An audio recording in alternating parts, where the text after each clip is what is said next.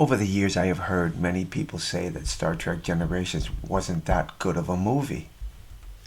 I believe, depending on what article you've read from, the ranking for Generations was somewhere around 6 or 7 on the worst to best movies of Star Trek. As for me, I really enjoyed the movie. When it came out in the theaters, I was so excited to see it. I took the day off just so I could watch this movie when it first opened and on the very first day, the very first showing.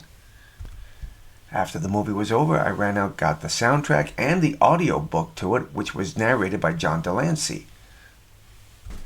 I myself did not have any problems with it. I don't understand why so many people thought this was a weak film, and I really don't know what you were expecting from it. But that's what I want to talk about today in this video. Right off the bat, I think one of the first problems that Generations had was that so many people were hoping for a Wrath of Khan style movie that would be coming out. And that just wasn't the case with Star Trek Generations. Jean-Luc, sometimes I think the only reason I come here is to listen to these wonderful speeches of yours. I honestly think Q was right there. And that's the reason why the writers did what they did with Generations. They took a lot of things from Star Trek TNG and moved it over to Generations. There wasn't a lot of action, and be honest, in the Next Generation there really wasn't a lot of action. There was more dialogue than there was action, and that's what I think they thought audiences wanted to see, and that's what came up with Star Trek Generations. If you notice the feel of the movie, everything just felt like you were watching Star Trek The Next Generation, the TV show, more than you were watching a movie. Many have argued that the only reason that Generations was created in the first place was to put Picard and Kirk in the same screen together, which I can't argue with you on that one. That's probably the main reason for this, the passing of the torch. And of course, the way that they killed off Kirk did not make a lot of people happy.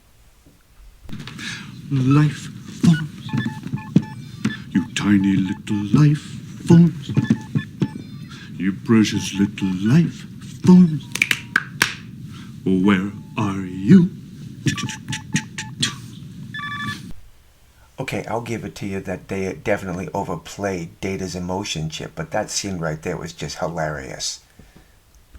One positive thing about Generations is it gave the Duras sisters the ending, the conclusion to their story that needed to happen. Them getting away at the end of the Klingon Civil War just wasn't a good way for their story to end. They had to find a different way to take these characters out, and I think this was a good way to do it. What about the crash of the saucer section on Veridian 3 and the destruction of the star drive section? That was not my fault. The CGI used to simulate the Enterprise saucer crashing on Veridian 3 was actually an amazing thing to watch. If you had not kept up with the behind-the-scenes articles and magazines back in the day when this movie aired or premiered in the theaters, you were blown away when you watched the Enterprise crashing like it did. The movie wasn't just about Kirk and Picard meeting up. It was about change of guard. It was about the changing of a lot of things and putting an end to characters that their time was up. The Enterprise being destroyed, making way for the Enterprise E. As I said before, killing off Lursa and B'Etor the way they did, I didn't think was wrong. I thought it was a nice way for them to kill off two characters that everyone wanted to see get killed. If there are any complaints that I have about Generations, it's this one scene right here, where Counselor Troi is trying to help Picard through his grieving process after he finds out his brother and his nephew died. Robert and Renee there,